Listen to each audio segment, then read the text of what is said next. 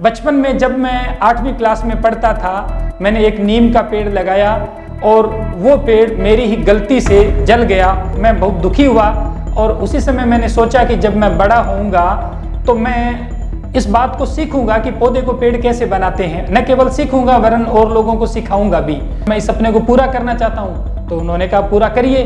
तब मैंने कहा कि पूरा करने के लिए मुझे कम से कम 10 साल तक तन मन और धन तीनों समर्पित करना पड़ेगा और आपको ये भूलना पड़ेगा कि मैं नौकरी कर रहा हूँ। उस एक गांव से 2006 में शुरू हुआ ये सिलसिला आज पश्चिमी राजस्थान के 10,000 से अधिक गाँव में पहुँच चुका है।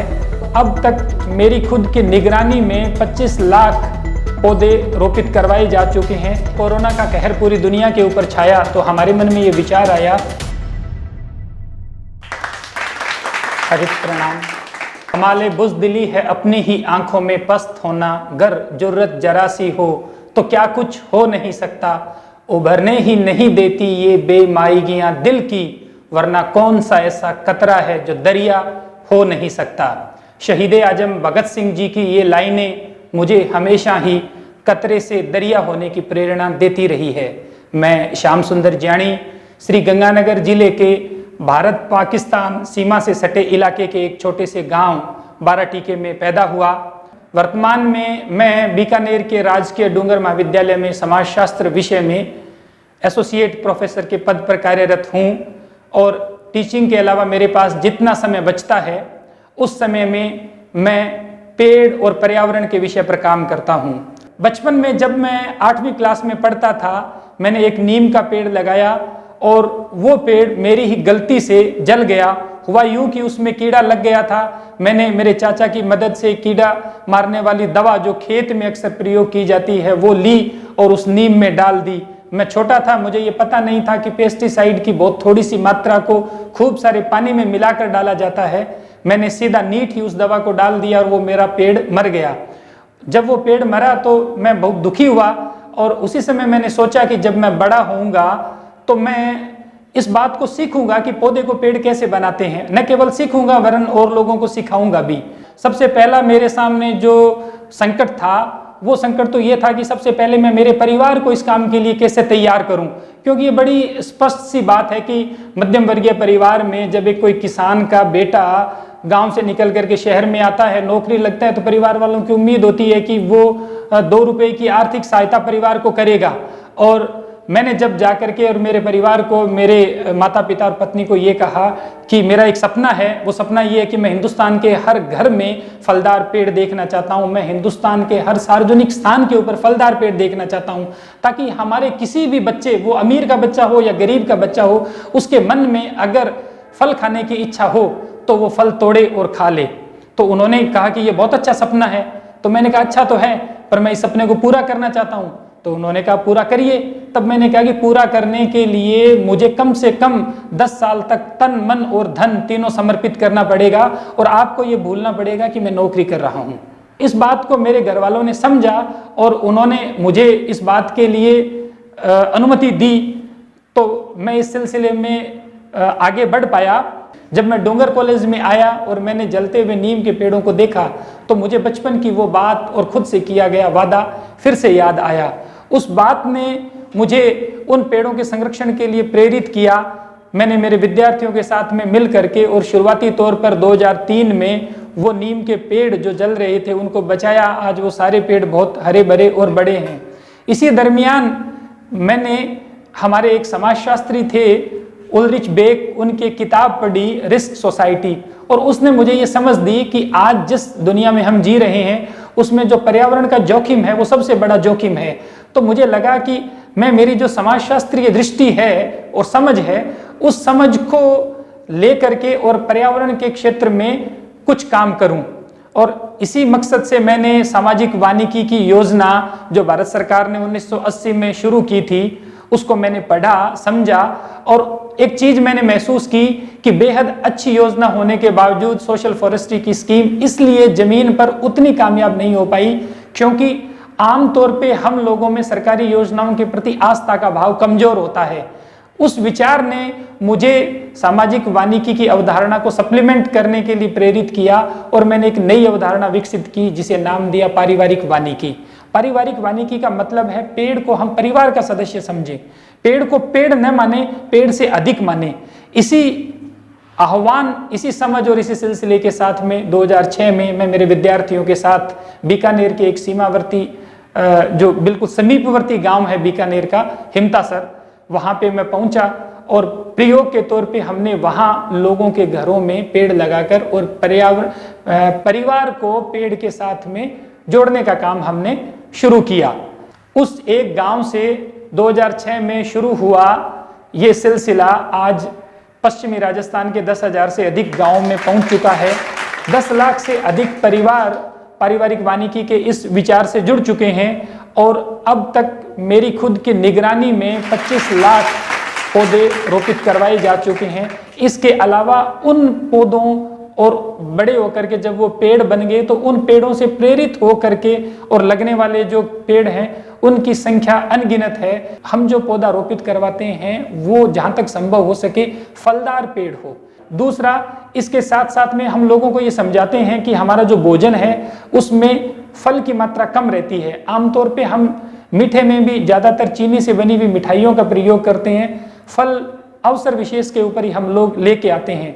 जबकि आप अगर विश्व भूख सूचकांक के आंकड़े देखें तो आप पाएंगे कि भारत में भूखमरी की समस्या है वो बहुत बड़ी है। पूरे दक्षिणी एशिया में अफगानिस्तान को छोड़ करके बाकी सभी देश हमसे अच्छा भोजन करते हैं। तो हम ये जो आह्वान करते हैं कि आप फलदार पेड़ को अपने परिवार का सदस्य बनाएं, ये एक आकर्षण का भाव पैदा करता है। साथ ही साथ हम जो भोजन करते हैं उसमें हमारी फूड प्लेट का जब फल हिस्सा बनेंगे तो उससे कुपोषण का स्तर ठीक होगा। साथ ही साथ ये दूसरे जो छोटे मोटे कीट पतंगे हैं जिनको हम पॉलिनेटर्स कहते हैं वो, और उनके साथ साथ में पक्षी है, उनके ठीक ठाक जीवन के लिए भी बहुत जरूरी चीज है फलदार पेड़। तो ये हमारी जैव विविधता में भी वृद्धि करता है।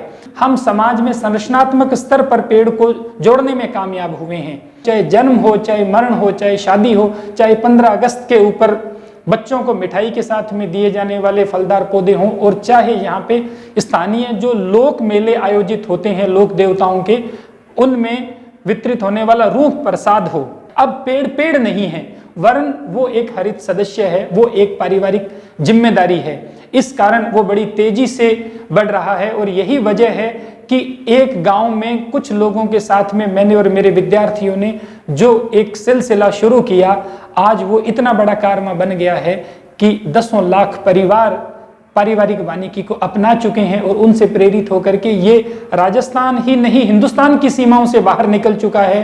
कनाडा और यूके में भी इस विचार से प्रभावित लोग हैं। वहां पे पारिवारिक वानिकी के बारे में छपा, उसको पढ़ करके उन्होंने मुझसे संपर्क किया सोशल मीडिया के जरिए, और आज वो लोग वहां पे पेड़ों को परिवार से एक सदस्य के रूप में जोड़ने की मुहिम है, उस मुहिम को आगे बढ़ा रहे हैं। ये बदलाव की प्रक्रिया है, इसको हम कई और तरीकों से भी नाप सकते हैं। मेरे एक विद्यार्थी जो अभी काजरी में जूनियर रिसर्च फेलो हैं, निमिष नारायण गौतम, उन्होंने पीछे एक लैंडसेट सैटेलाइट है नासा का और यूरोपियन स्पेस एजेंसी का भी एक सैटेलाइट है, उन सैटेलाइट्स के जरिए एक इमेज निकाली बीकानेर सिटी की 2010 की और 2019 की, और उन दोनों का कंपैरिजन किया तो पिछले 10 साल में बीकानेर शहर के अंदर जो वेजिटेशन है वो करीब 25 से 30% बढ़ गया है।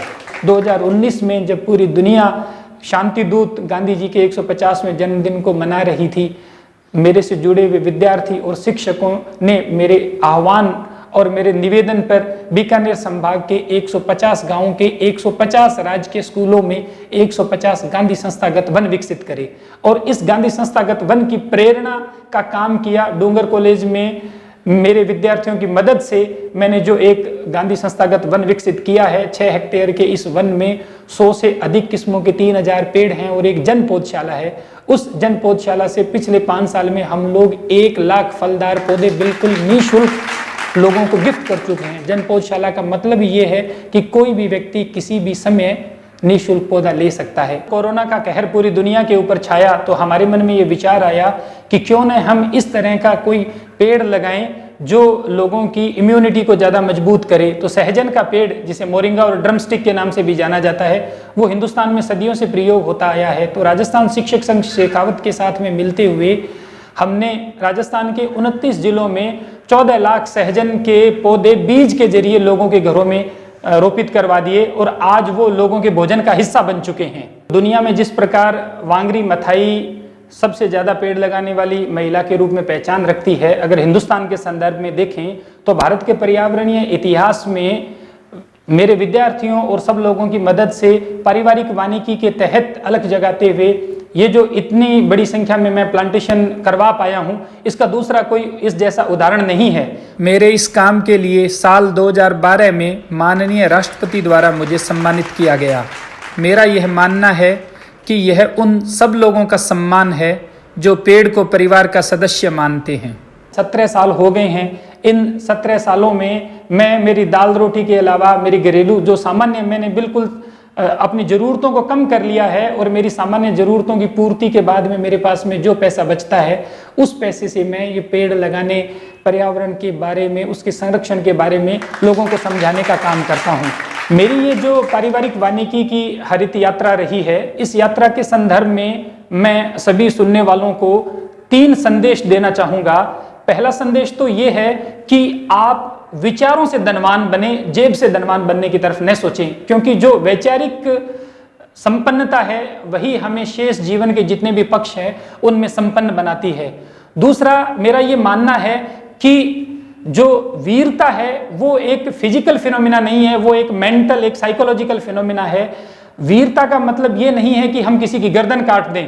वीरता का मतलब ये है कि हम जिन चीज़ों को अच्छा मानते हैं उन चीज़ों के साथ में मजबूती से खड़े रहें। मेरे मन में एक विचार आया कि इस तरह से हिंदुस्तान के हर घर में फलदार पेड़ हों, हर व्यक्ति पर्यावरण संरक्षण के लिए सोचे और पेड़ और पर्यावरण के संरक्षण को वो अपनी पारिवारिक जिम्मेदारी के रूप में समझे।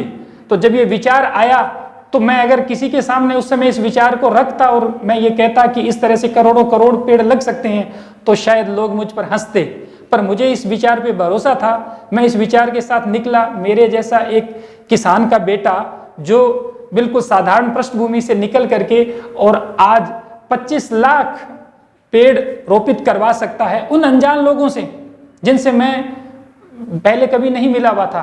तो मेरे ख्याल में जीवन का कोई भी क्षेत्र हो और कोई भी व्यक्ति हो, वो जो सोचता है उसको कर लेता है, बशर्ते उस सोच के साथ में जुड़ी हुई शर्तें हैं कि आप में उस सोच के प्रति समर्पण का भाव हो, एक निरंतरता का भाव हो और दृढ़ संकल्प शक्ति निश्चय हो। तो मेरे ख्याल में हम हर विचार को अमली जामा पहना सकते हैं।